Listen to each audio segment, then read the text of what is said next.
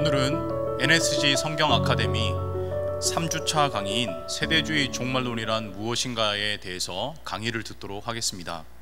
오늘 강의는 총신대학교 신학대학원에서 조직신학 교수로 섬기시는 이상웅 교수님께서 강의해 주시겠습니다. 이상웅 교수님은 2020년 한국개혁신학회 제2회 학술상을 수상하셨고, 총신신학대학원 학생들에게 늘 연구하시는 자세와 또 탁월한 강의, 따뜻한 인품으로 존경받으시는 교수님이십니다.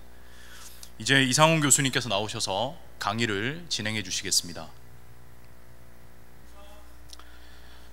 네, 여러분 만나 뵙게 되어 반갑습니다. 이름은 많이 들었지만 이렇게 방문하기는 처음인데요. 이렇게 초대해 주셔서 감사하고요. 특별히 우리 한국 사회 가운데 가장 지금 많은 논란의 대상이 되는 것이 주제가 성령론과 종말론인데, 남서울 은혜교회에서 기존에도 여러 가지로 사회나 또 교회들의 모범이 되고 기여하셨지만, 이런 종말론 강좌를 통하여서 또 영향력 있는 강사들을 초빙해서 많은 기여를 할 수 있게 된 것을 감사하게 생각하고요. 앞에 우리 이성구 교수님이 기본적인 두 강의를 잘 해주셨는데, 성도님들도 많은 유익이 되셨을 거라고 생각이 듭니다. 한 번에 거치지 마시고 여러 번 이번 종말론 강좌는 들어보시면서 분명히 눈이 떠이고 판단력이 생기는 계기가 되시기를 바랍니다. 여러분 교회는 제가 속한 교회와 거리가 먼 건 아닙니다. 신학적으로 합신, 고신, 총신은 거의 동질성을 갖고 있습니다. 또 역사적 뿌리를 따지면 원래 한국 장로교회는 하나였습니다. 그러나 어쨌든 여러분 교회가 속한 합신 교단이 올해 40주년을 맞이했는데, 여러분들에게 아주 뜻깊은 또 해라고 생각이 듭니다. 그러나 이제 저는 개인적으로 종말론과 관련하여 말씀을 드린다면, 제게는 이제 만 40년 전 81년도에 여러분 그 합신의 설립자의 대표자라고 할 수 있겠죠. 박윤선 박사님의 계시록 주석을 1981년도에 제가 처음 읽게 되었습니다. 오늘 제가 갖고 온 것은 이렇게 뭐 멀리 안 보이시겠지만 영상에서 1949년 고려신학교 시절에 출간하신 첫 번째 계시록 주석입니다. 정한 박윤선은 일정 시대 때부터 이 요한계시록에 깊이 심취하셔서 30대 때부터 이미 헬라어도 외우시고 한글도 외우시고 첫 번째 주석으로 계시록을 집필하셨습니다. 그리고 이제 합신의 또 주경학자라도 계셨지만은 이전에 우리 총신에서도 계셨고 그 앞에는 고신에서 가르치셨습니다. 제가 이 40년 전이면은 중학교 2학년 때인데 그 어린 나이에 왜 이런 책을 읽었을까 의아할 수 있겠습니다만은, 제가 이제 중학교 2학년 때 친구를 교회에 인도를 했더니 이 친구가 성경을 하나 받아갔는데 기도원에서 나온 책을 하나, 다음 주 중에 이제 저를 만나서 학교에서 너희 기독교 이상한 집단이다 이러면서 이제 공격을 했습니다. 왜 그런가 했더니, 이 성경을 뭐 제대로 다 읽은 것도 아니고 성경을 이렇게 넘겨보는데 하필이면 계시록 여기에 아마 눈이 머물렀는가 봅니다. 뭐 짐승이 나오고 용이 나오고 이러니까 너희 도대체 뭐하는 집단이냐 이렇게 이제 되어가지고 교회를 전혀 안 나왔습니다. 사실 어린 나이에 15세인데 뭐 그렇게 그런다고 충격을 받을 일이 있겠습니까마는, 근데도 불구하고 굉장히 마음 가운데 어떤 의분이 느껴졌습니다. 왜 내가 믿는 이 신앙, 모태 출석교인으로 당시에 이미 15, 16년을 출석하고 있는데 이게 왜 이상한 집단이냐, 일종의 변정에 대한 그런 어떤 그 의지가 생겼습니다. 그러나 그 어린 나이에 뭘 하겠습니까? 그러나 우연히 이제 이 박윤선 박사의 주석을 소개를 받아서 당시는 뭐 제 용돈에서는 참 감당하기도 어려운 책이었던 것 같은데 사서 겨울방학 내내 연구하고 이렇게 공부했던 기억이 있습니다. 그러다 보니까 이제 그 이후에 다미선교회 열풍도 있고 했지만 제가 이상한 종말론에 빠지지 않고 우리 개혁주의 또 장로교회가 견지하는 종말론을 택할 수가 있게 되었습니다. 그리고 이제 지금까지도 목회하는 동안에도 기회 있을 때마다 요한계시록 전체 강해를 제가 우리 교인들에게 진행을 하곤 했습니다. 그리고 책도 800여 페이지 되는 요한계시록 강해도 학교 와서 출간을 했습니다. 또 학교 오니까 2012년 9월에 목회를 22년 하고 학교에 왔을 때 저희는 이제 학생들이 한 학년에 한 6반 또 많을 때는 8반이 되기 때문에 이 수업 양이 많습니다. 그리고 과목이 많다 보니까 이제 처음 들어오니까 저한테 맡기신 것이 종말론이었습니다. 사실 박사 논문은 조나단 에드워즈의 성경론을 쓰고 끝을 냈는데 학교 와서 이제 강의는 종말론부터 시작을 해서 지금 이제 10년 차 가을에 접어 들어가게 되겠습니다. 그래서 이제 이 종말론은 항상 제가 이제 연구해야 되고 관심 가져야 되고 또 그러다 보니까 한국 내에 이제 다양한 그 종말론적인 이단이나 사이비들에 대한 이야기를 우리 원우들을 통해서 이제 질문을 많이 받는데 뭐 원론적으로 공부하고 기본적으로 유명한 이단이나 사이비들을 좀 아는 거지 뭐 요즘 새로운 것들이 굉장히 그 사이에도 많이 있더라고요. 그래서 아마 이제 일반적인 교회들 가운데도 이런 일들이 많이 있습니다. 제 주변에도 감지가 되는데 하물며 우리 남수 은혜교회 같이 규모가 크고 이렇게 하면 아마도 어떤 유명한 유튜버들의 그런 음모론이나 또 세대주의 종말론이나 또 이제 모 단체들의 이런 이제 종말론을 링크해서 막 퍼뜨리고 이렇게 하는 걸 경험하고 또 이제 뭔가 하면 다행인데 또 거기에 푹 빠져버리는 그런 분들도 들어 있을 것입니다. 그래서 여러분들에게 이런 5번의 강좌를 통하여서 개혁주의 종말론과 또 이제 뒤에 이제 탁지원 소장님은 대를 이어서 이 이단을 밝히는 일을 하고 계신데 탁지원 소장님을 통해서는 우리 한국 교회 안에 있는 이런 이단들 문제를 또 잘 정리하신다면 굉장히 이번에 여러분이 뼈대를 잘 세울 수 있는 기회가 될 것이라고 생각을 합니다. 이 코로나19가 꼭 나쁜 것만은 아닌 듯합니다. 코로나는 나쁘지만 이 사태가 여러분이 이렇게 영상을 녹화해서 유튜브에 공개하심으로 말미암아 이 교회에 출석한 교인들뿐 아니라 다른 한국 내에 많은 또 전 세계에 흩어져 있는 한국어를 아는 분들에게 기여를 하시게 된 것이니까 뭐 이것도 나름의 의미가 있다고 생각이 듭니다. 다시 한번 부탁을 드립니다. 이 5강좌를 한번 잘 들어보시고요. 오늘 이제 제가 맡은 주제는 세대주의 종말론이란 무엇인가라고 하는 주제를 주셨는데 긴장이 되고요. 굉장히 좀 한편은 우려가 됩니다. 왜냐하면 세대주의라는 말은 이미 누구나 다 들어보았을 것이고요. 또 그리고 이제 세대주의인지 아닌지도 모르고 어떤 특정한 지도자나 선교단체의 영향으로 저는 선교단체를 막 나무라는 거 아닙니다. 귀한 일들 하는 선교단체들이 많이 있고 건전한 단체들이 많이 있고 그런데 이제 종말론적으로 볼 때에 이제 잘못된 성경적으로 삐뚤은 종말론에 영향을 받는 그런 단체들도 있습니다. 그런 분들을 가리키는 겁니다. 그런 이제 영향 속에서 자기도 모르게 이런 오늘 설명하는 이런 세대주의 종말론의 긍정적인 면도 많지만 부정적인 영향을 받는 그런 분들도 있을 것이라고 생각이 듭니다. 또 그리고 이제 좀 이제 이런 분들 가운데는 이게 이제 성경적이다라고 생각을 하고 있는데 교수나 목회자들이 뭔가 문제가 있다 이렇게 이야기하면 굉장히 감정적으로 이미 들끓어서 그렇게 듣지 않으려고 하는 그런 분들도 제가 알고 있습니다. 그래서 참 긴장이 되고 좀 이제 우려가 되긴 한데 저는 최대한 공정하게 학자이니까 세대주의 종말론이 무엇이냐 우리 성도님들에게 소개하면서 자연스럽게 이거는 어떤 특정 집단에는 가능하나 우리 장로교회나 개혁교회하고는 거리가 있구나 이렇게 이제 자연스럽게 분별이 되는 걸로 이 강의가 여러분에게 의미가 있기를 바라고요. 오늘 이제 특별한 주제이다 보니까 난해하고 어려울 겁니다. 그래서 이제 여러분들에게 아마 이제 PPT가 띄워질 건데요. 제가 이제 강의 요목을 다 PPT로 만든 건 아니고요. 일종의 이번 강의의 핵심 요약이다 이렇게 먼저 한번 보여드리고 그다음 말로 제가 설명하는 형태로 진행하려고 합니다.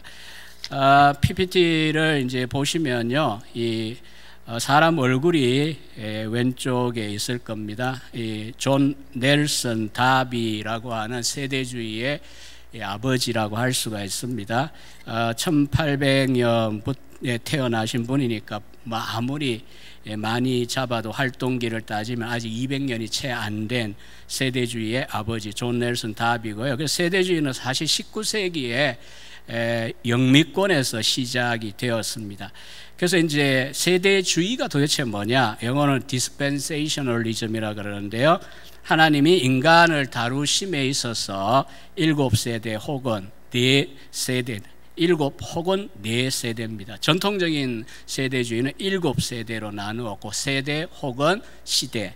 그 다음에 최근에 이제 유행하고 있는, 그러나 이제 강력하진 않습니다. 학계에서 지금 이제 그쪽으로 패러다임 시프트를 하고 있죠. 4세대론을 주장하는 이제 7세대 아니면 4세대인데 하나님이 인간을 다루심에 있어서 7세대 내지 4가지 세대로 구별하여 다루신다라고 하는 주장 때문에 생겨난 용어가 세대주의라는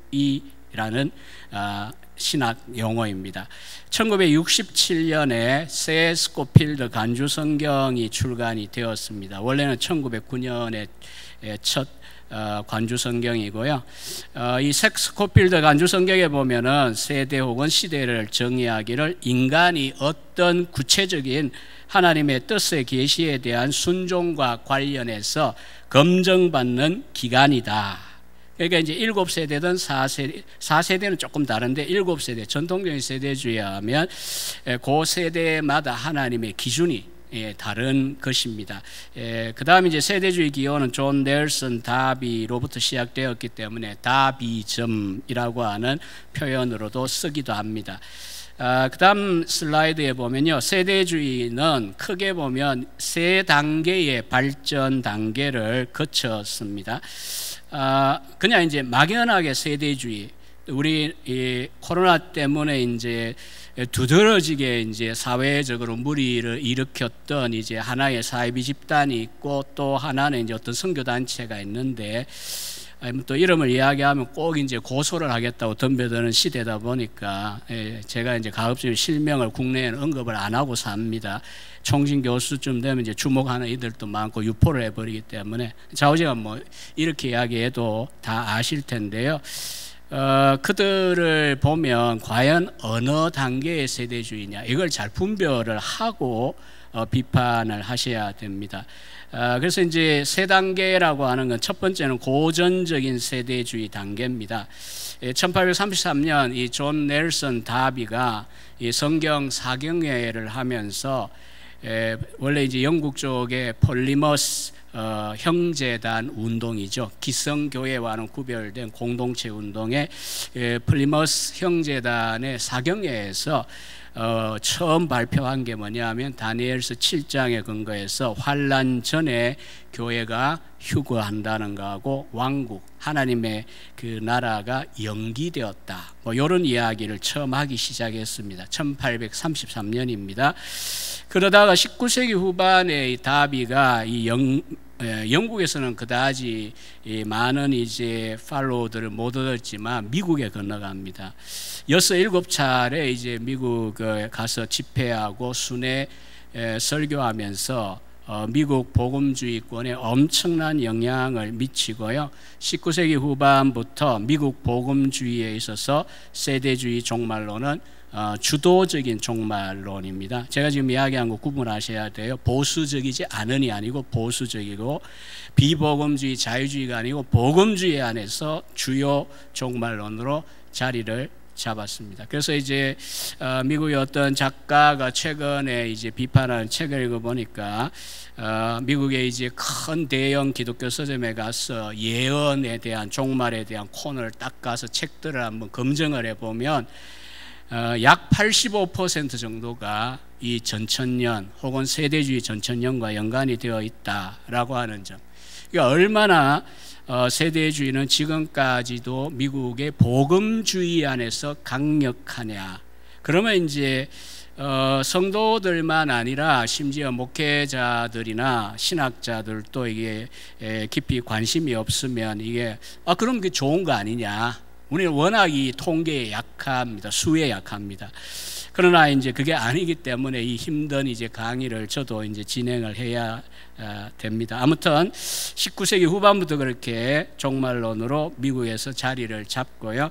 1909년에 스코필드 관주 성경이라는 책이 옥스퍼드 대학 출판부에 처음 나옵니다. 우리는 이제 스터디 바이블 이런 이제 성경 책 안에 이제 자료들이나 이 주석들 달아놓은 이런 자료집들이 익숙한 시대고 너무 많아서 이제 뭘 해야 되나 헷갈리시지만 그때는 이제 굉장히 획기적인 사건이었습니다. 그래서 이 스코필드 관주 성경 출간 이후에 세대주의는 미국의 복음주의 혹은 근본주의, 보수주의, 좌우지간 성경의 권위를 믿는 목회자들이나 성도들에게는 일종의 정경처럼, 성경이야 정경인 거 맞는데 거기에 주 달고 또 설명해 놓은 것도 거의 정경처럼 그렇게 여겨집니다.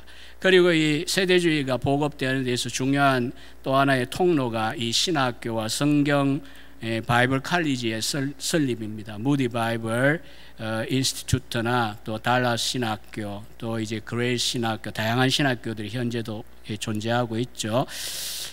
여기가 이제 이런 공부가 필요한 주요한 이유 중에 하나인데요. 19세기 말 20세기 초 한국 선교사들 대부분이 바로 이 고전적인 세대주의의 영향을 받고 한국에 와서 선교를 했습니다. 게일, 기일이라고 한문은 이야기하죠. 스왈론, 소알론, 그 다음에 배위량, 숭실을 세운 배위량 선교사 이런 분들이 고전적 세대주의.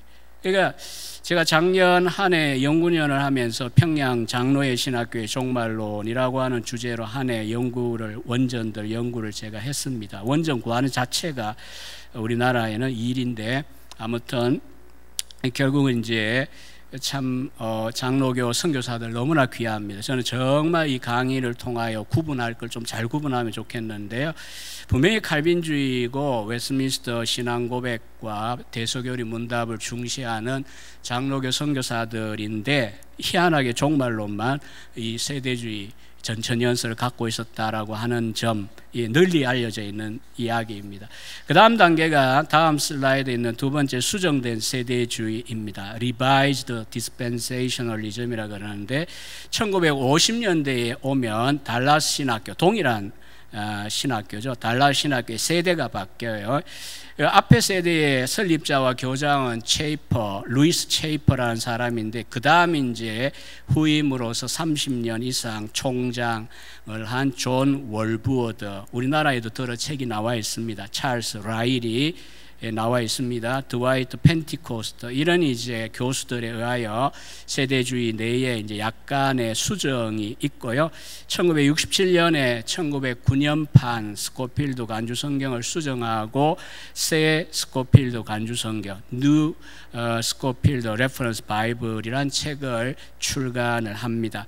그러나 이제 이따가 말로 이제 조금 설명을 드리겠지만은 이 첫 번째 단계와 두 번째 단계는 차이가 좀 있긴 하지만 공통점이 더 진하게 있기 때문에 전통적인 세대주의라 이렇게 통칭을 합니다. 그래서 지금까지도 사실은 강력하게 미국에서도 영향을 미치고 현재 이제 우리나라에도 세대주의 하면서 문제가 된다면은 다음 단계 점진적 세대주의보다는요 거의 그쪽 아니고요 바로 이 전통적 세대주의와 연관이 되어 있습니다.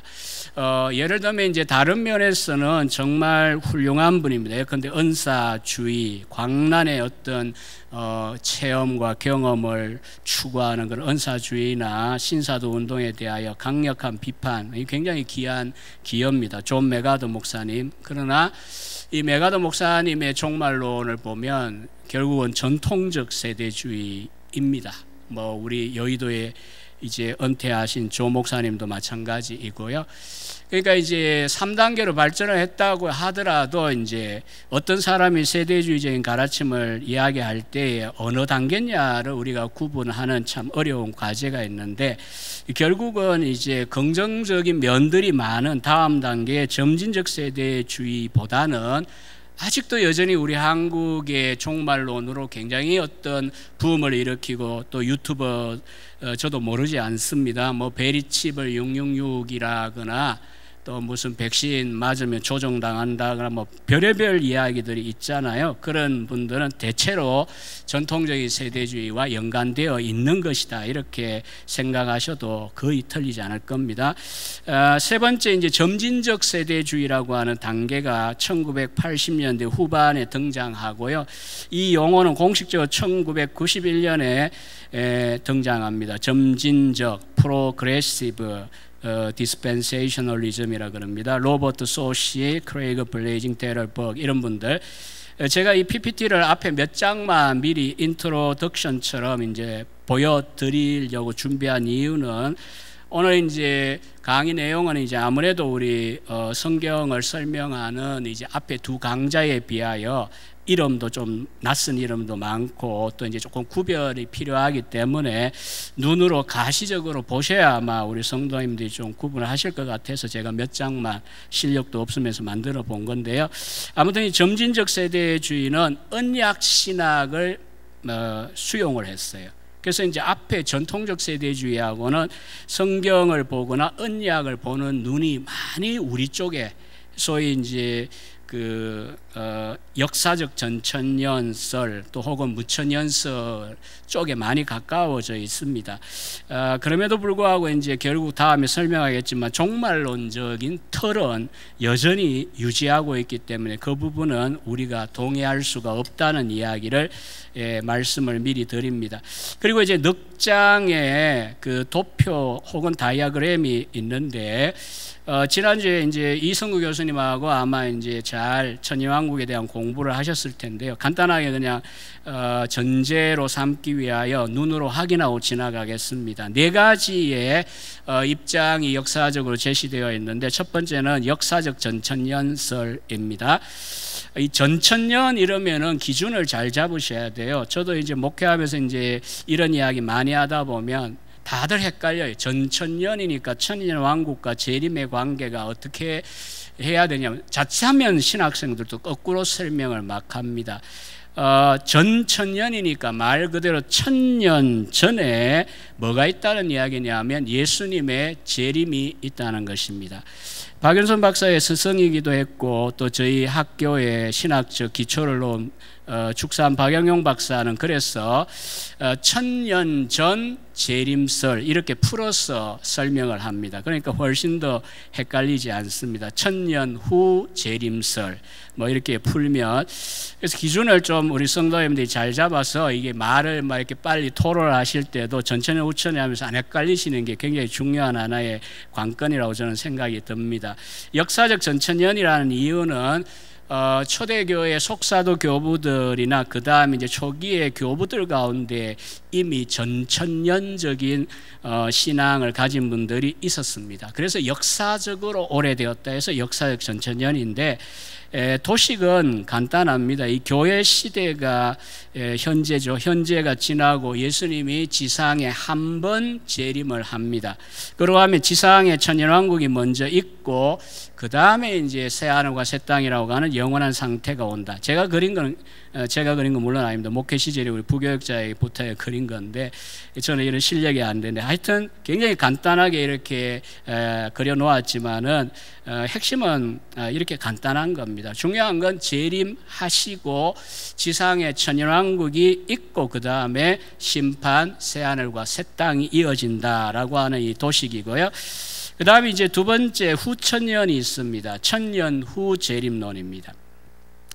그러니까 예수님이 재림을 하시기 전에도 이미 무엇이 있다는 이야기냐면 천년왕국이 있다라고 하는 겁니다. 이 교회 시대가 이렇게 환난과 여러 가지 어려움도 있지만 성령의 역사가 있고, 때로는 이 조나 에드워즈 같은 청교도들이 굉장히 이 후천년을 강조했던 분들인데, 토마스 구딘이나 존 오웬 또 조나 에드워즈 이런 분들이 강조했는데, 이 후천년의 입장에서는 이제 성령의 역사로 말미암는 어떤 부흥이나 개인적인 각성의 깊은 어떤 경험들을 인정을 했기 때문에 역사 가운데도 이제 때때로 하나님의 특별한 간섭에 의한 리바이벌이나 또 어웨이커닝, 이 각성이 일어났었는데, 재림 전에 이제 성령의 역사에 의하여 이제 황금 시대, 복음화의 시대가 올 것이다.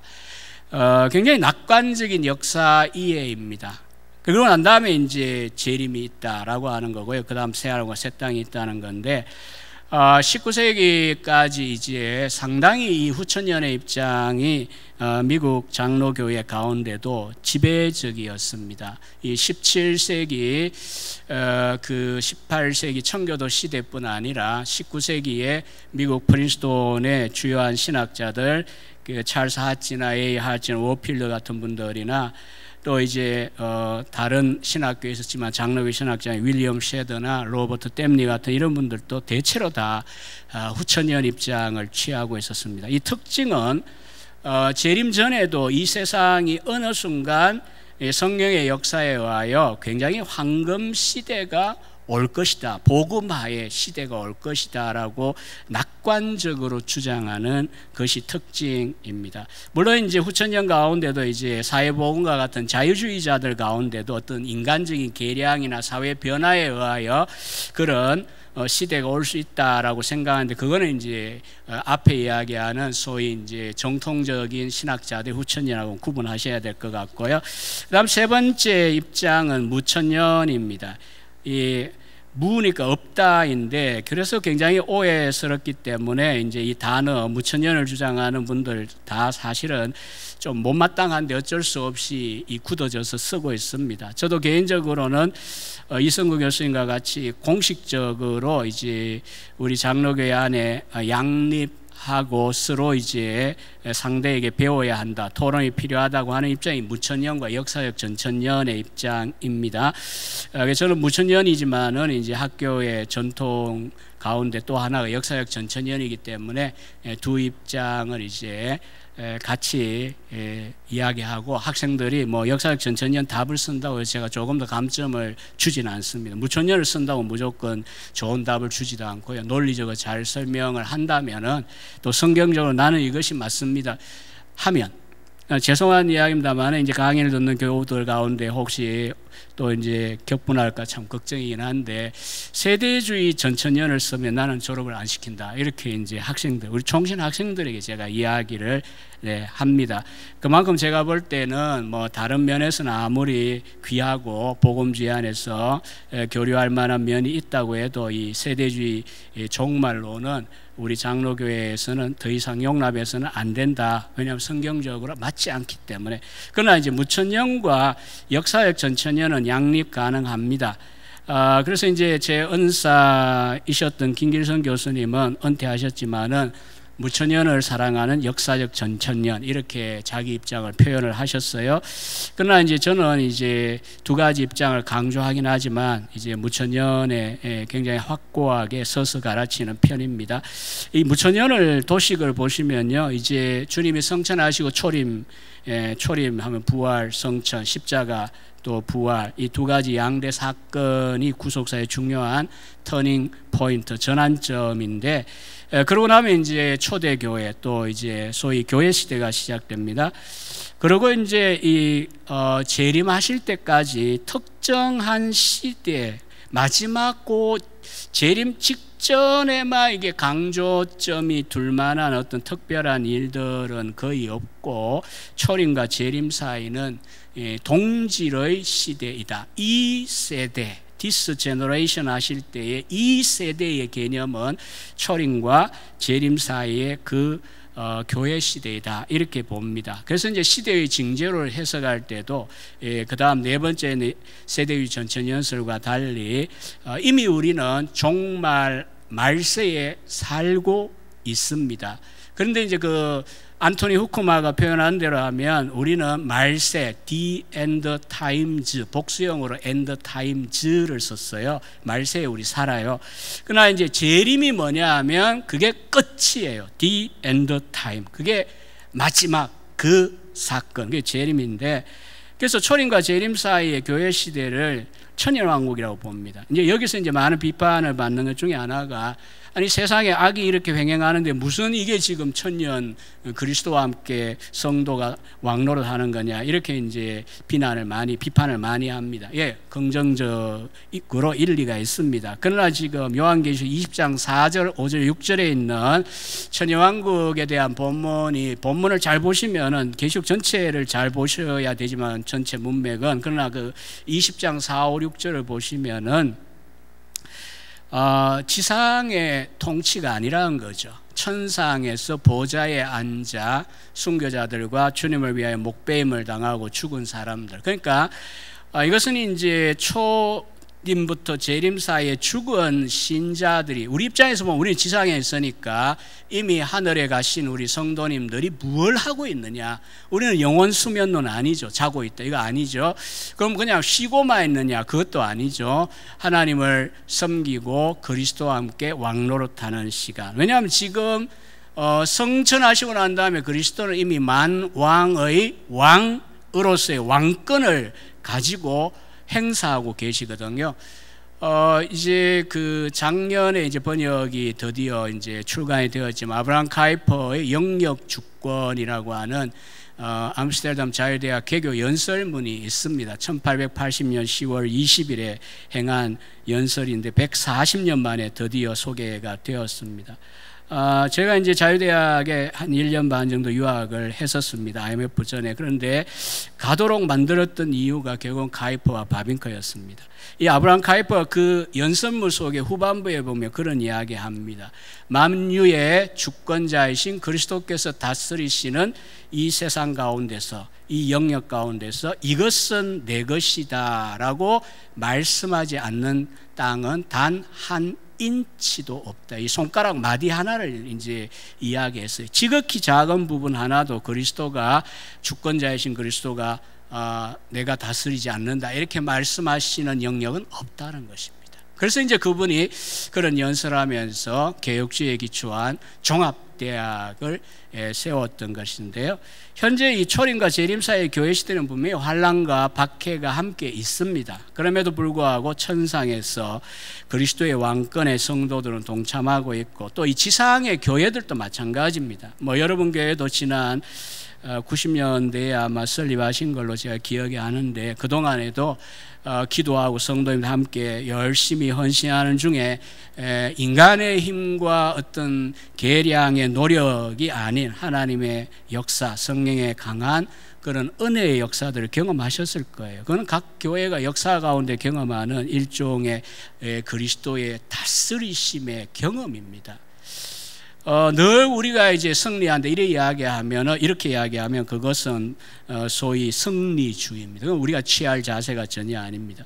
그러나 또 이제 반대로 이제 세대주의에서 이제 넘어가서 보시면요, 그 마지막 이제 재림 직전에 이제 세상까지 계속 악해만 지고, 그 다음에 이제 주님이 2번 재림을 하실 건데 7년 대환란이 있을 것이. 그러면 이제 이런 입장, 전통적인 세대주의 틀이 이런데, 전통적인 세대주의 입장에 의하면 역사에 대하여 그다지 어떤 참여의 의욕이 없어요. 왜냐하면 어차피 악한 세상이고 더욱 악해질 것이고, 우리가 할 일은 재림을 기대하고 뭐 주님이 하라고 하시는 가장 종교적인 일들 있잖아요. 선교, 또 아니면 이제 종교적인 생활 이런 데 집중하도록 하고, 소위 문화 변혁적인 그리스도의 왕권이 미치지 않는 영역이 없는 이 세상 가운데에서 말씀에 따라 우리가 하나님 나라 깃발을 휘날리면서 세상을 변화시키는 성도의 이 사명이 설 자리가 거의 없어요. 전통적 세대주의에서는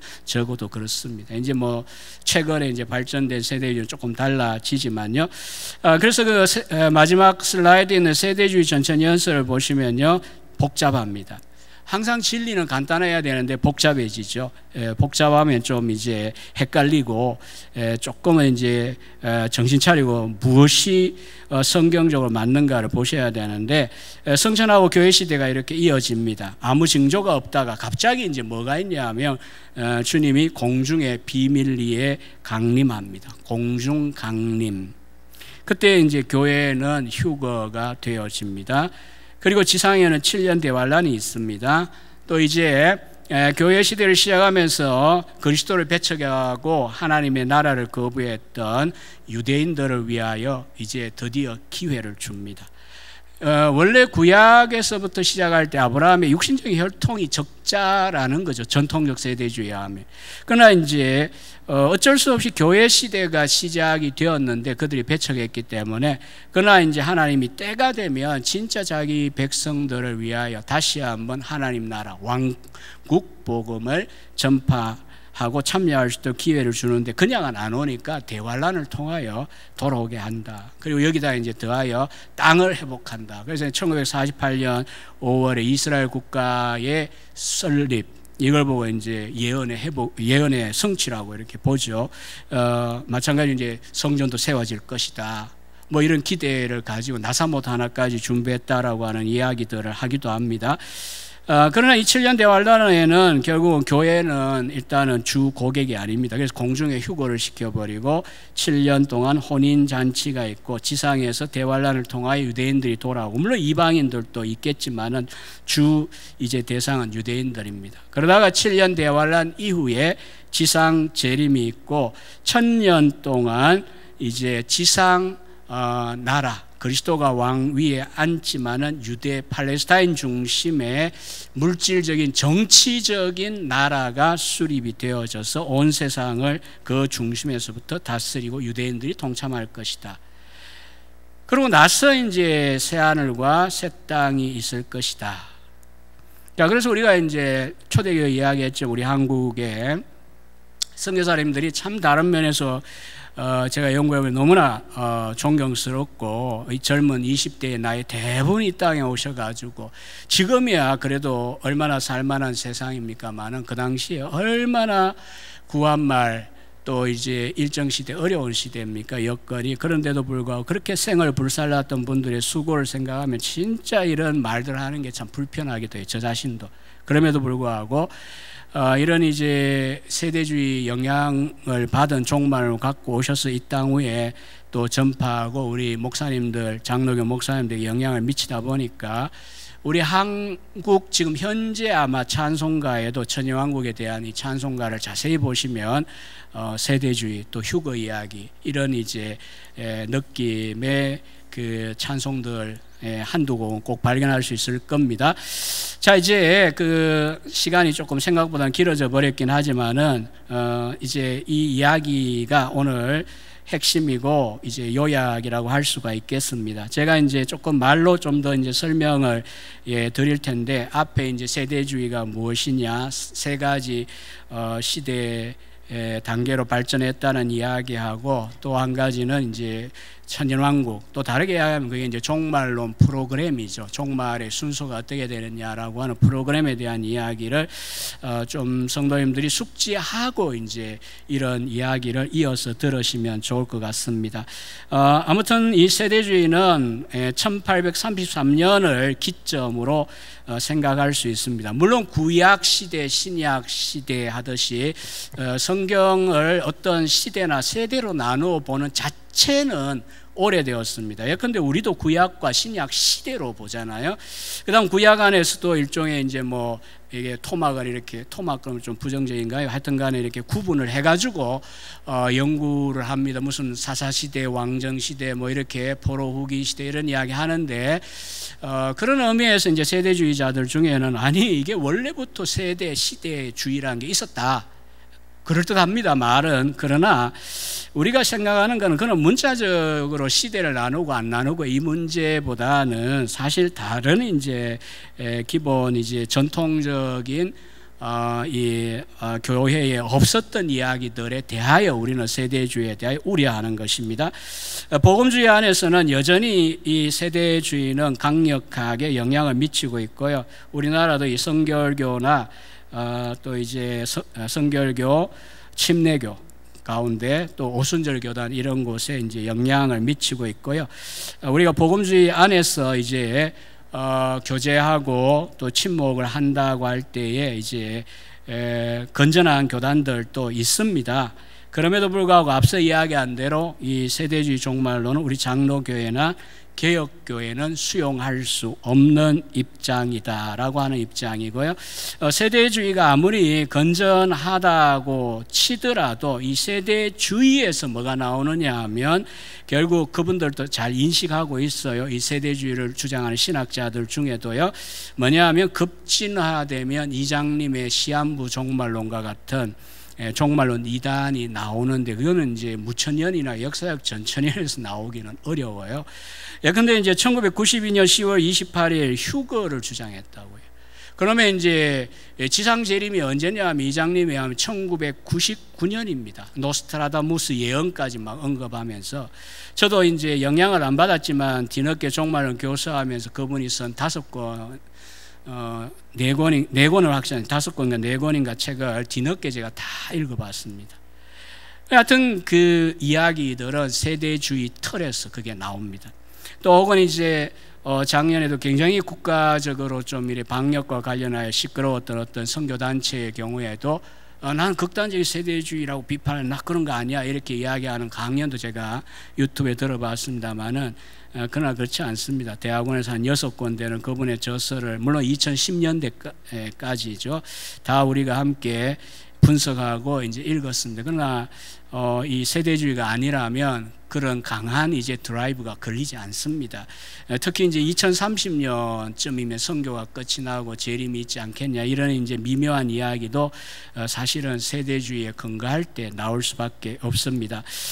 세대주의 종말론은 성경을 문자적으로 해석하면서 이스라엘과 교회를 두 백성으로 양분하고 종말에 주님의 2번의 재림이 있을 것이고 그 사이에 7년 대환란이 있고 대환란 직전에 교회는 공중으로 휴거되고 또 대환란은 이스라엘 백성을 회복시키는 연단의 시기가 될 것이고 지상 재림 후에 유대인 중심의 왕국이 팔레스타인에 세워져 1000년 통치가 있을 것이다. 이게 이제 전통적인 세대주의라고 했잖아요. 제가 이런 부분은 뒤에도 한두 번만 더 이제 반복이 될 수 있습니다. 이제 여러분 머리에 각인을 좀 시키기 위해서인데요. 그러나 안토니 후크마 같은 이 개혁주의 종말론을 쓴 분도 이제 비판을 하면서도 일단은 먼저는 긍정적으로 접근을 해요. 세대주의가 미국에 착륙해서 기여한 거 인정해야 된다는 거죠. 그분들이 성경의 축자적인 영감과 또 이제 무오류성, 또 무오성과 무류성이죠. 인정해요. 누구보다 이 세대주의자들은 성경의 문자적인 권위를 높이 받듭니다. 또 그리스도가 재림하신다. 요 한 가지 사실만 두고 보면 굉장히 강렬한 기대를 갖고 있습니다. 또 어느 시대나 구원은 그리스도의 은혜로 임한다 주장합니다. 또 그리스도가 다스리고 하나님이 만유 안에 만유가 되시는 이와 같은 그 종말론적인 땅을 포함한 하나님의 나라에 대한 기대, 그게 언제 누가 참여하냐에는 해석의 차이가 있지만 기본적으로 그런 왕국이 있을 거라고 하는 땅을 포함한 새하늘과 새 땅, 우리는 기대하거든요. 이 개혁주의도 분명히. 자, 이런 이제 긍정적인 면을 인정하면서도 이제 우리가 세대주의를 이해하고 또 한편은 어떤 문제가 될 때 어떤 단계의 세대주의이냐 우리가 분별하고 그러나 결과적으로는 이 세 단계가 발전함에도 불구하고 제가 각인시켜 드리고 싶다고 하던 종말론적인 틀은 현재도 세대주의라면 빠지지 않습니다. 이 점은 우리가 경각심을 가져야 됩니다. 먼저 고전적인 세대주의입니다.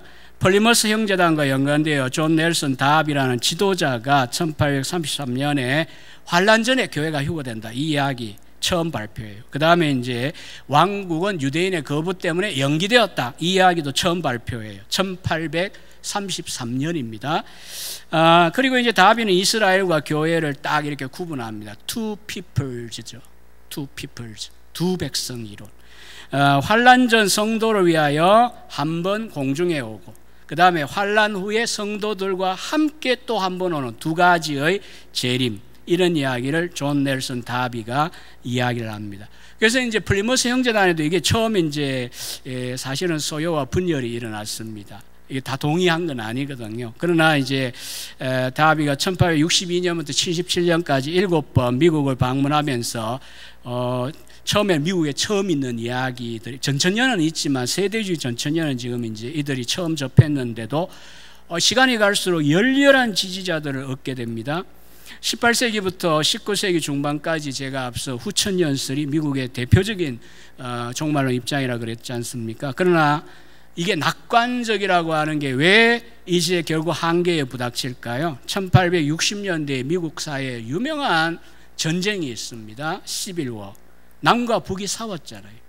다 같이 하나님의 이름을 부르면서 엄청난 살해극을 벌였다고요. 물론 이제 북군의 노예 해방이라고 하는 명분이 분명히 중요합니다. 그럼에도 불구하고 어쨌든 남북 전쟁은 백성들 또 그리고 미국 교인들에게 엄청난 이 상처를 입혔습니다. 그러면서 이제 후천년에 대한 기대가 일단은 깨어집니다. 사실 그런 시점에 이제 이 다비가 딱 이 대서양을 넘어와서 이제 미국의 순회 다니면서 카나다까지 다니면서 세대주의 전천년을 딱 전파하니까 또 성경의 권위 철저하게 인정한다 그랬잖아요. 재림에 대한 강렬한 기대, 이런 이제 특징들과 더불어 이제 그 안에 세부적으로 들어갔을 때 세대주의 종말론을 막 주창을 했는데, 대표적으로 여러분이 잘 아는 D.L. 무디부터 가마를 미칩니다. 그 다음에 이제 우리나라에도 피어슨, 지금은 평택대학이 되어 있죠. 이 A.T. 피어슨이라고 하는 지도자에게서 이름이 온 건데요.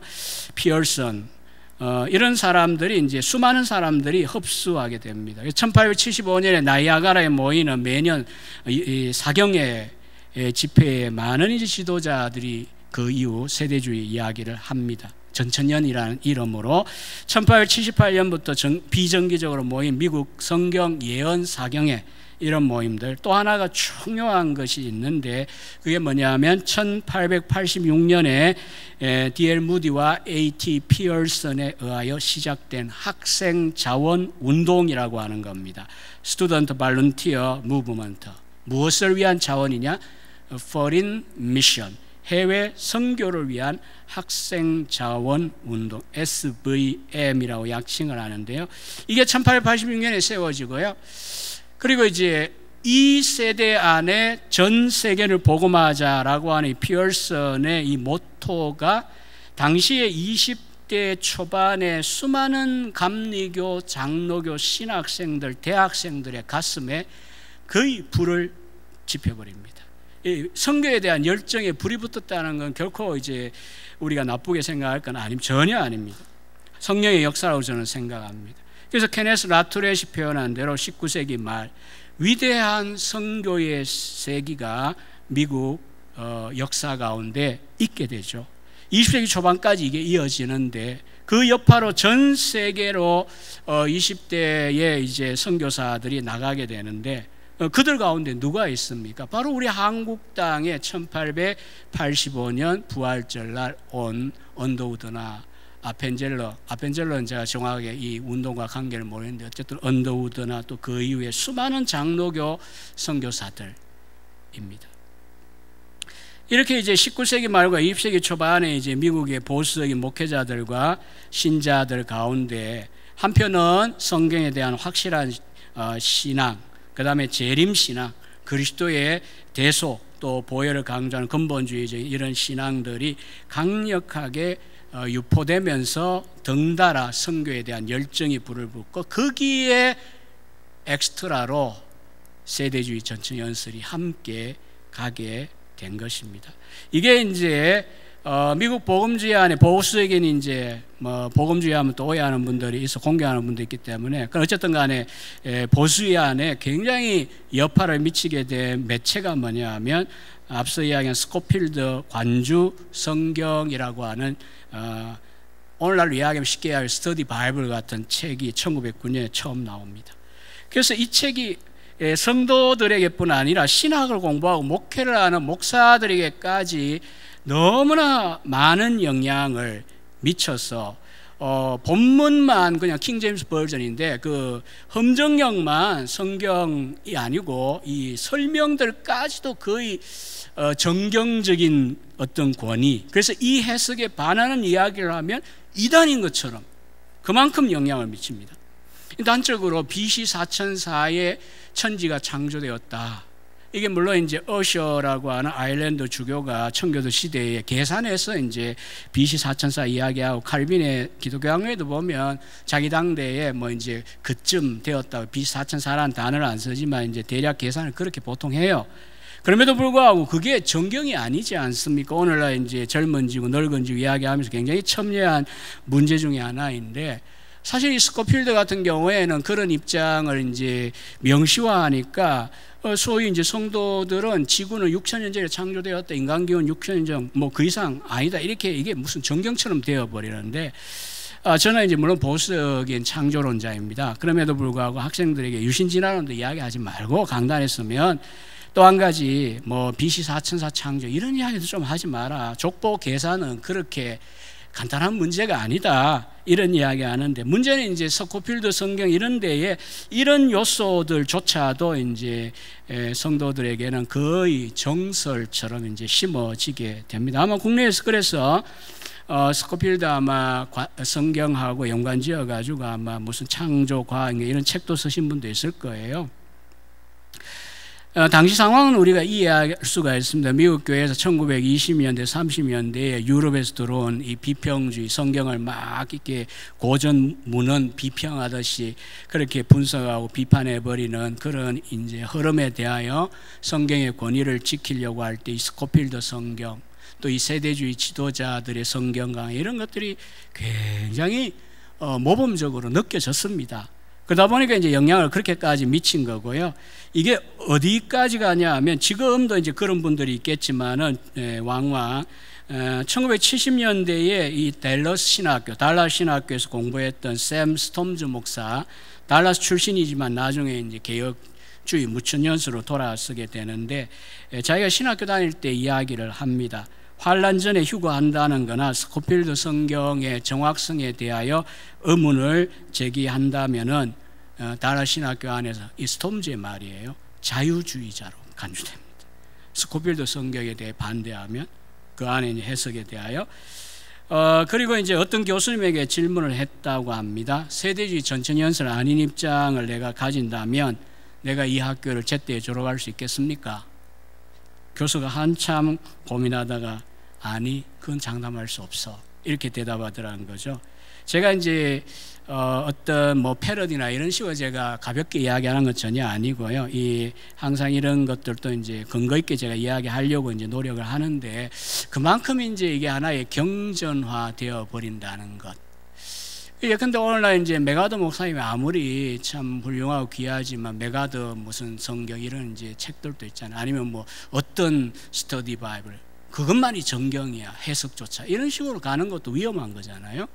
항상 우리가 본문은 분명히 영감과 무호를 믿지만 원문의 이 영감과 무호이죠. 그 다음에 이제 항상 우리가 바른 해석이 무엇인가, 이게 이제 찾아야 되는데, 어떤 특정한 해설을 그냥 담아놓은 게 이게 전부고 나머지는 가짜다, 이렇게 가는 건 어느 시대나 사실은 위험하거든요. 특히 이제 이 세대주의 해석이 들어가 있는 이 책을 갖고 그렇게 하게 되었을 때 아무튼 이런 영향이 굉장히 깊이 갔고요.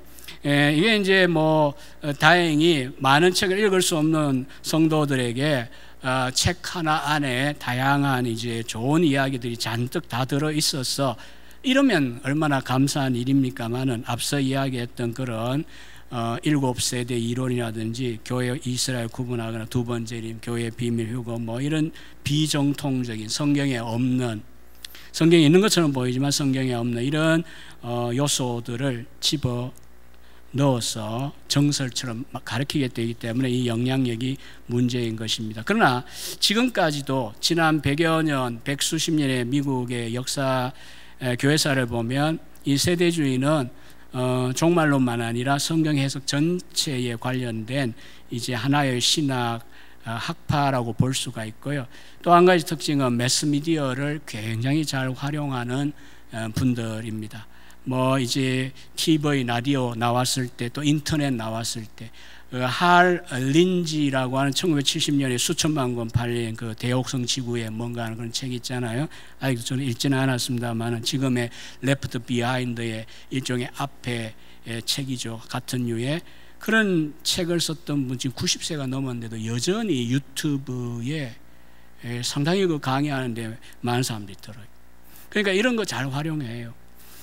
그리고 학교들을 잘 만듭니다. 성경학교. 대부분의 바이블 칼리지들이 미국에 만들어질 때는 세대주의와 연관이 되어 있었고요. 그 다음에 이제 신학교들, 복음주의를 표방하지만 신학교들 가운데도 세대주의적인 신학교들이 많이 있었습니다. 이런 이제 세대주의가 초기에 이 전통적인 고전적인 세대주의가 우리 한국의 선교사들 통하여 들어왔다는 얘기를 제가 앞에 말씀을 드렸습니다. 그러나 이제 가나베 교수가 이야기한 대로 우리 한국 장로교회에 들어왔던 이 세대주의는 그나마 극단적이진 않고 마일드, ER이 붙었습니다. 마일드 폼. 그래도 좀 덜 이제 극단적인 이 형태였다라고 이제 공정하게 평가했습니다. 왜냐하면 이게 일본에 이제 들어간 세대주의의 경우에는 당 시대에 율법 폐기론까지 갑니다. 앞에 그 7세대 이야기했죠. 이 율법 시대에는 율법이 기준이지만 소위 그 교회 시대에는 또 관계가 없게 돼요. 예컨대 마태복음 5장, 6장, 7장에 있는 소위 천국 대헌장, 마그나 카르타라고 하는 산상본 이런 것도 전통적인 세대주의에 하면 소위 교회와 관계가 없습니다. 그건 왕국민들을 위한 거기 때문에 교회하고 직접 관계가 없게 돼요. 율법도 관계가 없다가 돼요. 이 극단적으로 가면. 그런데 이제 한국에 들어왔던 이 장로교회 선교사들의 영향을 미쳤던 세대주의는 그래도 좀 부드러운 형태였어요. 왜냐하면 이분이 이제 기본 신학이 칼빈주의를 했고 또 이제 장로교 표준 문서들을 강조했기 때문에 그것과 충돌되게 뭐 반율법주의를 이야기하거나 뭐 자유방임주의를 이야기하거나 이런 선교사들은 아무도 없습니다. 항상 이제 제가 이런 면에서도 감사한 부분인데요. 이 칼빈주의를 제대로, 개혁주의를 제대로 하는데 게으르거나 나태하거나 뭐 무산이라게 살 수 있다라고 하는 생각을 할 수가 없어요. 사실은 은혜로 구원받았지만 그 은혜에 대한 반응은 우리 한 인생을 죽을 동 살동 헌신을 해도 모자랄 만큼의 감사의 대상인데 언제 그렇게 게으르고 아니라고 공부도 안 하고 그냥 주시옵소서 그러고 있고. 저는 제일 황당한 사람들이 기말고사 앞두고 밤새 기도하는 사람들이 뭐 하나님 뭐 답을 보여주셔야 되나요? 그렇게 기도만 하면. 근데 당연히 안 보여주시죠. 공부할 땐 공부를 해야 되고 사역할 건 사역해야 되고 설교 준비도 자기가 하면서 영감을 구해야, 조명을 구해야 되는 거죠. 아무튼 우리 장로교 선교사들은 세대주의 영향이 있긴 해도 다른 면에서는 무척 건전한 그런 선교사들이었다는 점을 다시 한번 확인하면서 감사하게 생각합니다. 우리나라에 처음 이제 번역된 종말론 책이 블랙스톤이라는 사람의 예수의 재림입니다. 1913년. 그 다음에 베이량 선교사가 번역한 브룩스의 주 재림론 1922년입니다. 이 두 책은 오늘날은 우리가 종말론 찾아보시면 너무 많아가지고 여러분들이 뭐 이렇게 헷갈리실 정도인데 많아서 안 읽을 것 같은데 뭐 이때는 이제 선교 초기에는 책이 별로 없죠. 책 하나 만드는 것도 엄청 돈이 들고 하니까. 그런데 이제 없는데 또 하필이면 이런 책들이 나오면 굉장히 영향을 미칩니다. 더구나 선교사가 번역하고 이러면은 얼마나 믿음직하게 읽겠습니까? 그래서 이제 이런 책들이 이제 세대주의고요. 또 소활론 선교사는 직접 저수를 했어요. 묵시록 공부 1922, 계시록 대요 1936, 다니엘서 요해 1930 이런 책들을 평양신학교에서 가르치기도 하고 또 이제 책이 많지 않은데 이제 장로교 목회자와 신학생들에게 영향을 미칩니다. 그래서 이제 우리가 아는 길선주 목사님이나 또 신사참배에 반대한 귀한 우리 믿음의 선배들 순교한 주기철 목사님이나 물론 이제 옥중 성도겠죠. 손양원 목사 이런 분들 설교를 읽어보면 다 세대주의 전천년 이야기합니다. 교회의 휴거, 7년 대환란, 그 다음에 이제 두 번의 재림, 그리고 이제 예수님의 재림은 사실은 말세에 그 오시기 전에 특별한 징조가 없다가 세대주의 특징이거든요. 일단은 공중에 딱 와서 교회가 휴고되고 나면 이제 7년 대환란 프로그램이 시작되고 요한계시록 사실 4장부터 18장의 내용은 전부 7년 대환란기에 유대인 중심으로 문자적으로 이루어지는 거라고 보기 때문에 전통적 세대주의에 하면 결국은 이제 그게 오늘 우리 교회 시대에 살아가는 우리들 입장에서는 그게 적용이 안 되는 거예요. 제가 이 80년대부터 이제 종말론에 빠져가지고 종말론 이단들 또 극단적인 분들 이 강연을 보면서 이 세대주의 종말론 특히 우리나라에 보면서 나중에 깨달은 건 이거예요. 결국 요한계시록에 나오는 그 많은 7인 7나팔 7대접 이야기가 뭐 두 정인 이야기 이런 것들 666 이야기들이 7년 대환란기의 유대인 중심의 이야기라고 한다면 왜 이 수많은 사람들 그런데 하면 뭐 아무개 하면 많이 모였었거든요. 왜 거기에 있는 수많은 휴거될 교인들을 보고 저렇게 이야기하면서 위협을 하는가? 저는 그게 아이러니라 해야 되는지 뭐라고 해야 되는지 간에 모순이에요, 사실은. 왜냐하면 해당이 안 돼요. 내가 지금 예수님을 잘 믿는 이방 교인이라면 공중 휴거되는 거예요, 그분들 입장에 하면. 아니 근데 왜 요한계시록 4에서 18장에 그들에 의하면 7인 7나팔 7대접이 7년 대환란과 연관되어 있는데 내가 참여도 안 하는데 내가 왜 겁을 내야 됩니까, 그것을? 근데 수많은 사람들이 당시에 80년대 휴거라는 영화라든지 최근에 뭐 흥행을 했는지 모르겠지만 니콜라스 케이지가 주연한 그런 레프트 비하인드 영화 같은 것들 보면서 왜 현재 신자들이 어찌할 바를 모르고 공포를 느껴 하느냐 이거죠. 그거는 참 사실은 이상해요.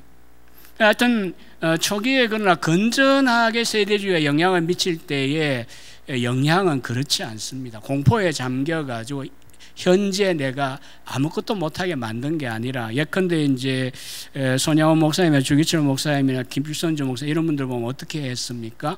주님이 언제라도 지금 재림해가지고 저 일제라고 하는 저 적그리스도의 앞잡이 같은 이 일제 천황을 소위 심판을 해버리시고 순수하게 믿음을 지킨 사람들을 상 주신다.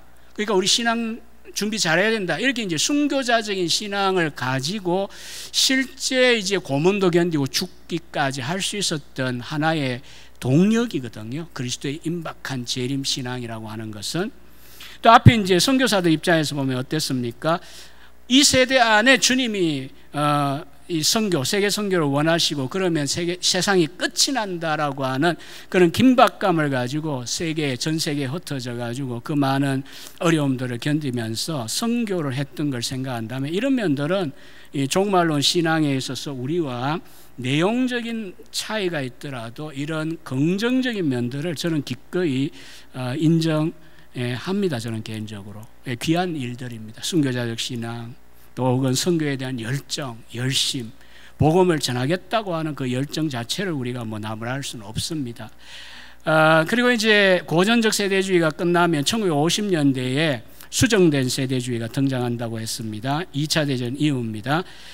이분들도 이제 그 사이에 이제 세대가 지나오면서 이제 앞에 세대가 이제 일종의 이제 성경 신학적인 접근이라기보다는 좀 비전문가적인 분들이 많이 주도를 했거든요. 물론 신학자도 있긴 했지만은, 그러나 이제 달랏 신학교도 세대가 지나면서 왈부드나 라일이나 펜티코스트 이런 분들 다 이제 박사도 하고 이런 분들이고 성경을 연구하고 신학을 또 연구하고 이렇게 하면서 수정을 가하게 되고요. 1967년에 새 스코필드 관주 성경이 나옵니다.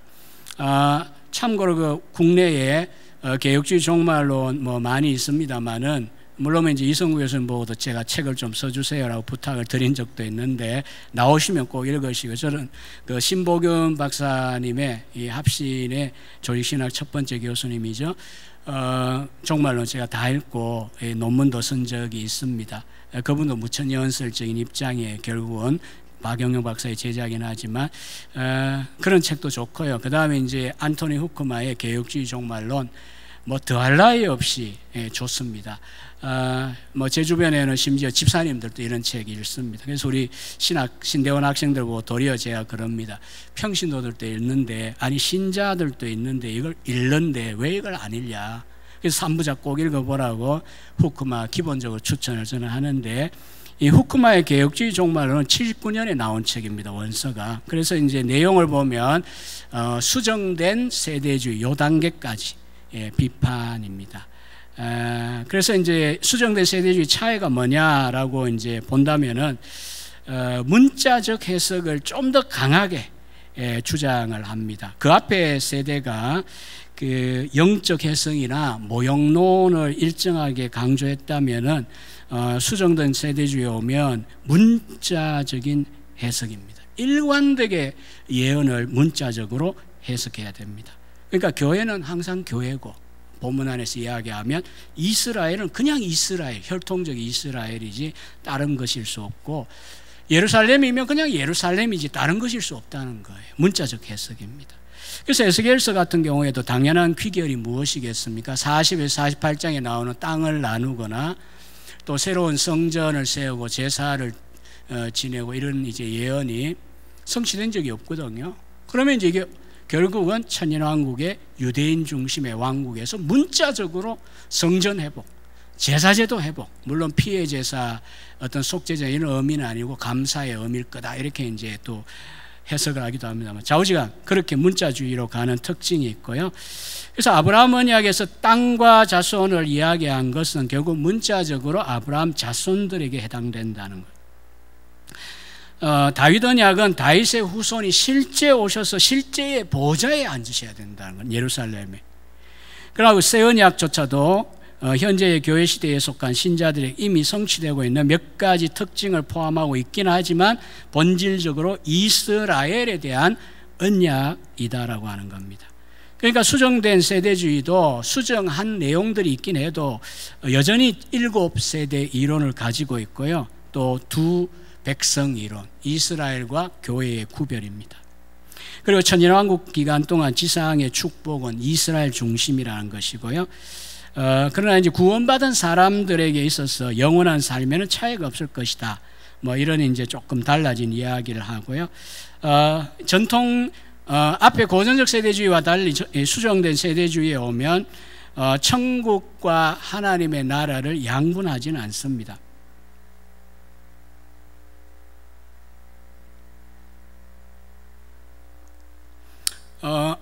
앞에 이제 서침에 지나왔지만은 전통 고전적 세대주의에 하면 하나님의 나라하고 천국은 다른 개념입니다. 그러나 이제 수정된 세대주의에 오면 구별하지 않습니다. 그리고 이 현재 교회 시대가 누리는 영적인 왕국에 대한 이제 이야기를 하기 시작합니다. 그래서 왈부드 같은 경우에 현 시대 교회를 왕국의 신비한 형태다라고 봅니다. 물론 이제 왕국이 문자적으로 이루어지는 것은 앞서 본 대로 천년왕국 때에 실제 예루살렘에 다윗의 후손이 왕자에 앉을 때 이루어지고 유대인들 중심으로 참여하게 된다, 이렇게 보는 거죠. 자, 이제 마지막 세 번째 단계는 점진적 세대주의입니다. 여기까지 이야기한 두 가지 입장은 묶어서 그냥 전통적 세대주의라고 합니다. 약간의 차이가 있긴 하지만 대체로 공통적인 점이 훨씬 더 강하기 때문이고요. 그 다음에 이제 점진적 세대주의의 경우에는 1986년에 처음 이제 태동을 하고 1991년에 공식적으로 단어가 학계에 제출됩니다. 프로그레시브 디스펜세이셔널리즘이라고 하는 용어가 등장을 1991년 30년 전이죠. 신약 교회가 원래 하나님의 계획 속에 있지 않았다. 이게 이 고전적 세대주의 사고거든요. 이렇게 하나님 그 왕국을 전하면서 하나님 나라를 주려고 했는데 이스라엘 백성이 배척하고 메시아를 죽여버리니까 어쩔 수 없이 플랜 B가 교회 시대, 은혜 시대였다. 이게 이 고전적 세대주의예요. 그러나 이제 점진적 세대주의자들은 성경을 연구하면서 이제 그렇지 않다는 걸 발견을 했어요. 교회는 원래 하나님의 계획 속에 있습니다. 그래서 노버트 소시가 쓴 그 책도 우리나라에 번역이 되어 있습니다. 하나님이 계획하신 교회. 70년대에 나온 책인데 세대주의 입장에서는 상당히 그 충격적인, 자파 안에서는 충격적인 책이에요. 우리나라에 번역이 되어 있습니다. 또 이제 현재도 이제 뭐 은퇴한 분도 있겠지만은 블레이징이나 이 데렐 벅 같은 또 벅 혹은 박 뭐 다양의 발음을 표기하는데 우리나라에서는 신약 주석들 그 베이크 엑시제티컬, 그러니까 베이크 주석 그 주의 성경을 우리나라말을 하나님 어쨌든 간에 그런 두꺼운 주석들, 이 데렐 벅 누가 두 권하고 사도행전 썼습니다. 저도 어제도 이제 이 책을 다시 펼쳐가지고 얼마나 전통적 세대주의가 비슷할까 이런 것도 이제 제가 봤는데요. 뭐 그런 이야기는 일단 뭐 접고요. 중요한 이분들이 왜 점진적 세대주의라고 하는 하나의 발전을 가져오게 되었느냐는 겁니다. 이거는 이제 20세기에 성경신학과 언약신학이 굉장히 발전했습니다. 아마 이런 이제 용어만 써도 우리 성도님들에게는 조금 어려운 이야기일 수 있는데 성경 본문 또 이제 원 텍스트 또 그다음에 이제 성경을 관통하는 주제로서 언약이나 구속사나 하나님의 나라의 관점들 이게 이제 세 가지 정도가 사실 우리 개혁주의 성경신학 안에서도 굉장히 중요한 그 실마리라고 할 수가 있는데 하여튼 이런 것들에 대하여 이제 세대주의 진영 가운데도 새로운 세대들은 복음주의권의 이제 다른 나라들이나 신학교에 가서 성경신학을 공부하고 이렇게 해보니까 전통적인 세대주의 언약 이해라든지 세대 이해라든지 이런 것들에 문제가 있다는 걸 자기들도 이제 깨닫게 돼요. 물론 그렇게 이제 학위를 하고 이제 돌아와가지고 침례교 신학교나 달라스 신학교나 뭐 이런 그 세대주의 계열의 그 전통적인 학교에서 가르치게 되는데 가르치면서 이제 결국은 이제 세대주의자라고 하는데 좀 다른 이야기들을 이제 하기 시작한 거예요. 예컨대 이제 7세대론 이야기하는 전통적 세대주의자들은 7세대를 이야기하면서 세대에 대한 이해를 하나님과 인간 사이에 단순히 서로 다른 협정 이렇게 이해한다면 이 점진적 세대주의자들은 네 세대 이론을 간단하게 제시해요. 족장시대, 모세시대, 교회시대, 시온시대 혹은 세대. 그러면서 이제 세대의 의미를 점진적 계시와 구속을 완성하는 데에서 연속적인 협정이다, 연속적이다라고 하는 걸 이야기합니다. 그러니까 이게 딱딱딱 끊어진 칸막이가 아니라 세대가 이게 연결되는, 그래서 이제 점진적으로 발전해가는 요소가 있는 점을 인정합니다. 결국 이제 이게 점진적 우리가 계시의 원리라든지 우리 언약 신학에서 이야기하는 특히 이제 이분들의 영향을 많이 미친 역사학 전천년의 대표자 중 한 분이 조지 엘던 레드라고 하는 풀러의 신약 교수입니다. 물론 돌아가셨습니다, 지금은. 그러면서 이제 단순히 이제 먼 미래에만 7년 뭐 말세지 말 이게 아니라 이미와 아직 아니, 이것도 굉장히 우리들에게 익숙한 개혁주의 교회에서는 익숙하죠. 이미와 아직 아니, already but not yet이라고 하는 이 하나님 나라에 대한 이해, 이것이 이제 결국은 이 3세대 세대주의자들 가운데는 수용이 되어집니다. 이 교회는 역시 하나님의 계획 속에 있는 것이고요. 현재 교회는 그리스도께서 재림하시기 전에 이 세대에 존재하는 구속받은 유대인과 이방인들 전체를 구원받은 유대인과 이방인들 전체를 교회로 보게 되고요. 현재 교회가 누리는 이런 영적인 복들은 새 언약에서 예언된 축복들이었다라고 봅니다. 또 유대인만 아니라 이방인도 같은 복을 누린다라고 하는 이 강조점에 대해서도 아브라함 언약과 조화를 이룬다. 이런 것들도 굉장히 세대주의 안에서는 뜻밖의 이해들이에요. 그러나 이게 사실 우리에게는 익숙하고 성경적인 이해입니다.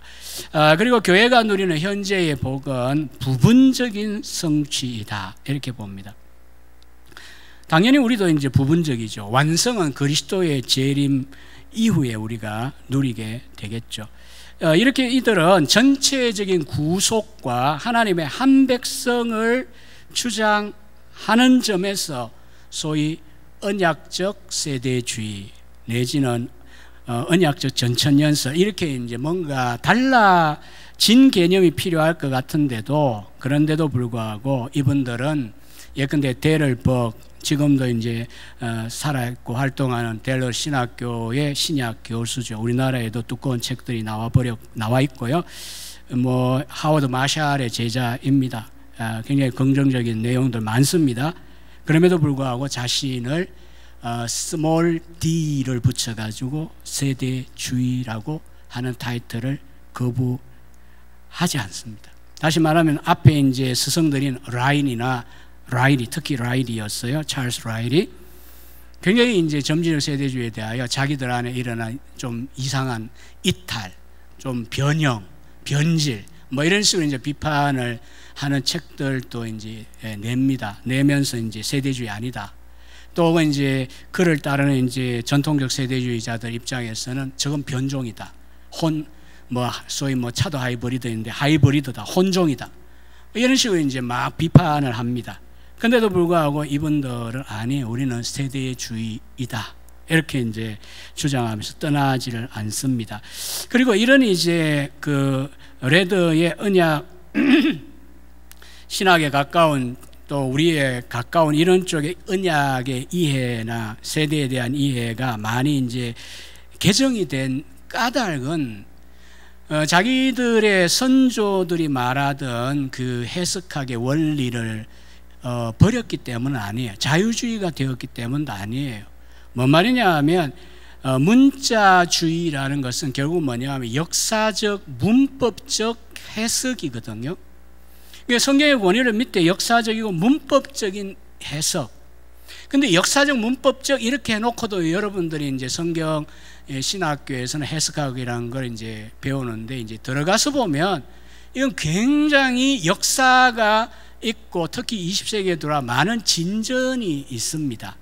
그러니까 이제 점진적 세대주의자들 볼 때는 아니 선생님들 우리가 당신들의 원리를 버린 게 아니고 당신들의 그 원리 안에서 이제 깊이 파고 들어가 봤더니 성경 본문을 연구해 보니까 이렇게 된 것입니다. 이렇게 이제 이야기해요. 그래서 이제 중요한 변화는 세대에 대한 이해나 이 하나님의 백성에 대한 두 백성에 대한 어떤 강조 이런 것들 좀 현상적으로 많이 약화시켰어요. 그러면서도 결국은 이제 우리가 점진적 세대주의의 이 긍정적인 기회에도 불구하고 좀 우리가 마지막으로 주목해야 되는 것은요. 종말론적인 틀이 여전히 그대로기 때문에 세대주의라는 말을 제가 볼 때는 버려서는 안 된다라고 생각하는데 자기들이 버리려고 안 합니다. 문제는 우리처럼 그냥 전천년이라 하죠. 이것도 아니고 언약신학이라 하죠. 이것도 아니에요. 그냥 자기들은 세대주의라고 이야기를 하거든요. 우리가 볼 때도 이것 때문에 헷갈리지 않도록 그냥 세대주의라고 하는 표현을 가지고 있는 것이 맞다라고 저는 생각을 합니다. 사실 정한 박윤선 박사님은 이미 요 앞단계인 점진 말고 수정된 세대주의 정도에 대한 이야기를 읽으시면서 전통 앞에 고전적 세대주의하고 많이 달라졌다. 그 스코필드나 그런 세대하고 다르다 이렇게 생각하시고 복음주의 안에서는 우리가 배척하면 안 된다. 다시 말하면 그 해석을 받아들여야 말이 아니라 같은 복음주의 안에서 침묵을 해야 된다 이렇게 이제 주장하셨는데 아마 이 점진적 세대주의가 제가 이야기했듯이 91년이거든요. 돌아가시고 난 다음이니까 아마 이거 모르셨을 거예요. 제가 생각할 때는 88년 소천하셨으니까 이 점진적 세대주의 언약 신학적인 접근을 읽으셨으면 그거는 아마 훨씬 더 흡족하게 생각하지 않았을까. 그러나 저는 종말론 교수로서 이제 성경신학적인 측면의 긍정적인 면들, 그러나 이제 온전히 우리와 같은 또 언약신학 아니라는 점, 그거는 이제 결국 성경신학자들이 잘 분별을 해야 됩니다. 왜냐하면 우리 보수적인 교단들, 역사적 칼빈주의를 따라도 결국 미국에 가서 이제 유학을 해보면 특정한 몇몇 학교가 아니면 복음주의를 표방한다면 이런 세대주의라고 하는 어느 시대의 세대주의냐의 차이가 있지 세대주의가 영향을 미치는 학교들을 피할 수가 없어요. 단지 달라신학교만의 문제가 아니고요. 그러다 보니까 이제 성경신학은 성경신학대로 세대주의의 변천과 또 해석학이나 또 이 성경신학적인 그런 이해와 비판을 좀 잘 하셔야 된다고 생각하고요. 저는 이제 오늘 점진적 세대주의에 대하여 또 한 번의 그럼에도 불구하고 경각심을 가져야 된다라고 생각하는 걸로 저는 끝을 맺으려고 하는데 일단 이제 이런 변화된 세대주의가 학계에서는 분명히 한편 상당히 영향을 미치고 미국의 성경신학계에서는 그러나 과연 얼마나 일반 신자들에게 세대주의적인 이런 이해가 전파되고 있느냐 문제는 별개의 문제입니다. 그래서 그 샘 스톰즈는 말하기를 고작 미세한 변경 이렇게 표현해 버리거든요. 저는 그건 이제 지나치다고 보고요.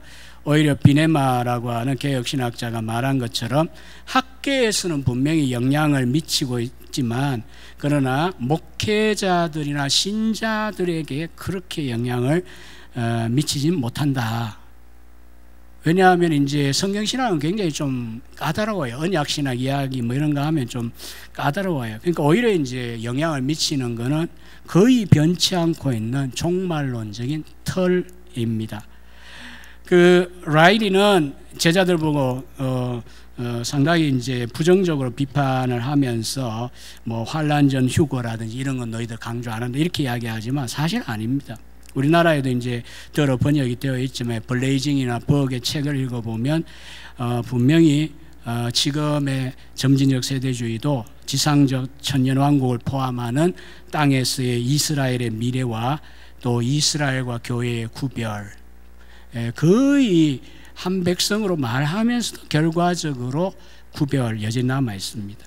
환란전 휴거, 7년 대환란, 또 이중 재림, 지상의 천년왕국, 지상의 물질적이고 정치적인 천년왕국이 있고 영원한 세상이 있을 것이다. 요 기본 틀은 데렐버그나 블레이징도 바꾸지 않습니다. 그런 점에서 본다면 이들은 자기를 세대주의라 이렇게 불러달라. 자판에 문제가 비판이 있긴 해도 그렇게 이야기하고 있는 거고요. 뭐 이런 이야기는 결국은 이제 전통적인 세대주의를 따르던 앞서 있는 존 메가드나 또 이제 그 할 린지나 또 레프트 비하인드와 같은 이런 책들이 말하는 그런 내용들과 종말론적인 프로그램은 공유하고 있다는 점이 사실 저는 우리가 심각하게 대해야 된다고 생각합니다. 결론입니다. 1시간 반이 듣는 분들에게 굉장히 지겹고 힘들 수 있는데 이런 강의를 준비해서 수십 시간 준비해서 강의할 때 시간이 굉장히 짧습니다. 그래서 제가 좀 두서가 있었는지 없었는지 잘 모르겠는데 그러나 최소한 여러분들이 그 강의를 좀 주의 깊게 다시 한번 들어보시기를 부탁드리고요. 나아가서는 이제 안토니 후크마의 개혁주의 종말론 같은 책, 우리 신학 공부 안 하신 분들도 읽을 수 있기 때문에 꼭 읽어보시기를 권합니다. 제가 세대주의의 초기부터 이제 현재까지의 발전사도 말씀드렸는데 긍정적인 발전에도 불구하고 결국은 현재 미국 대중들에게나 우리 한국의 일반인들에게 세대주의 종말론 할 때의 그 내용은 대체로 고전적인 세대주의라고 하는 점을 제가 분명히 말씀을 드립니다. 점진적 세대주의를 주장하는 우리 학자들의 책들 읽고 또 연구하고, 특히 우리나라의 성서 침례 교단 쪽에 그런 분들이 활동하는 걸로 아는데, 물론 이제 학문적인 교류는 가능합니다. 그럼에도 불구하고 결국 영향을 미치고 있는 것은 전통적 세대주의라고 하는 겁니다. 레프트 비하인드 우리나라에도 12권 다 번역이 되어 있습니다. 영화도 3편 나왔습니다. 그리고 영어로 6천만 권이 팔렸습니다. 저는 뭐 베스트셀러가 되었다는 거에 배 아픈 게 아니라, 도대체 이런 종말론이 그렇게 많은 사람들에게 파고 들어간다는 것이 사실은 가슴이 아픕니다. 7년 대환란, 교회 휴거, 또 뭐 유대인 중심적인 사고, 이러면서 이제 종말론에 열광하고 또 현재의 삶에 있어서 손 놓게 만드는 것, 우리가 현재의 삶에 있어서 정신을 차리게 하고, 늘 지난 2 강의에서도 강조했던 강조점 중에 하나인데, 우리가 경성하고 신앙생활하는 거 굉장히 중요합니다. 예수님이 언제 오실지라도 내가 맞을 준비가 되어 있는 것이 중요한데, 그게 아니라 현재의 삶에 손 놓게 만들고 두렵게 만들고, 또 그 사이에 그거 인기를 가지고 자기들은 또 어떤 이익을 보고, 또 우리나라의 적지 않은 유튜버들 가운데, 여러분들 가운데도 들어 이제 링커들이 올 수 있는데, 그런 업무 이론 이야기하거나 백신과 관련해 무슨 부정적인 이야기하거나, 뭐 백신이 다 옳다고 제가 이야기하는 게 아니에요. 부작용이 없을 수는 없는 거고요. 저는 아직 나이가 안 돼가 안 맞고 있는데 맞을 거예요. 저는 공인이기 때문에. 어쨌든 또 이제 그 베리칩이 666이라고 한다든지, 또 이제 휴거가 가까웠다든지, 이런 식의 이야기들이 수십만 명씩 보고 있다는 것이 저는 참 마음이 아픕니다.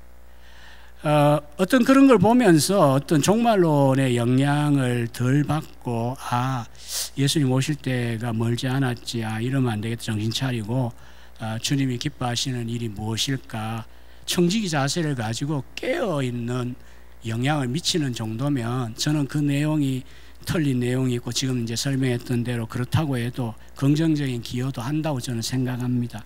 그러나 저 자신도 이제 휘청거린 적이 있지만, 적지 않은 경우에는 그런 것들을 보고 읽고 하면서 현재의 삶에 하나님이 주신 하나님 나라의 현재성의 복을 놓치고, 또 이제 우리가 문화벼력 내지는 소명, 또 일반 은혜적인 그런 기여들, 이런 직장 생활이라든지 학문이나 또 정치 경제 속에 들어가서 변화시켜야 되는 우리의 사명을 놓치게 만드는 문제라고 한다면, 이것은 우리가 경계해야 될 거라고 생각이 듭니다. 아무튼 간단하게 말씀을 드린다면, 역사적 전천이든 무천년이든 간에 우리가 취하는 성경적인 종말론의 프로그램은 예수님 초림부터 재림까지가 말세입니다.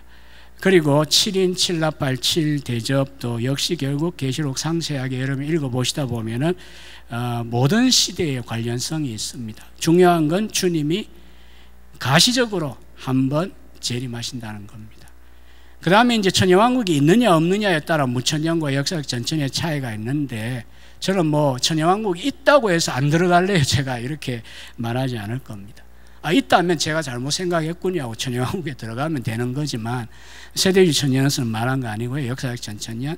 그러나 천년왕국이 없다면 그러면 역사적 전천은 어떻게 할 겁니까? 나는 영원한 세계 들어가기 전에 천년왕국 반드시 거쳐야 됩니다, 이렇게 그때 주장할 거냐?